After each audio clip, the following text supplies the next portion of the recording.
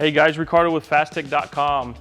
Long tube headers have proved to be one of the best modifications for the 2010 to 2015 Camaro SS or ZL1. The power is unlocked by swapping out the restrictive factory manifolds for a good pair of stainless steel headers. Freeing up that extra flow allows these LS motors to produce some great gains when they are put on the dyno. A great set of headers that is not only produced out of high quality material, but also has a great price point are the stainless power headers.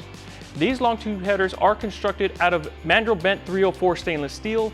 Each 1 7/8 inch primary tube is TIG welded to the 3/8 thick header flange and optimized for excellent flow into their catted connection pipes.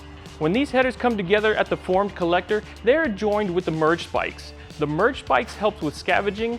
This method allows the exhaust gases to flow seamlessly through the collector. And with the collector being 3 inch, there is no problem moving those exhaust gases through.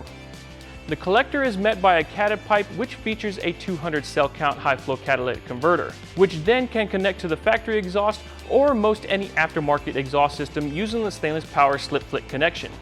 As always, if you would like any more information about this product, go ahead and click the link in the description. Also, don't forget to like and subscribe for our future videos.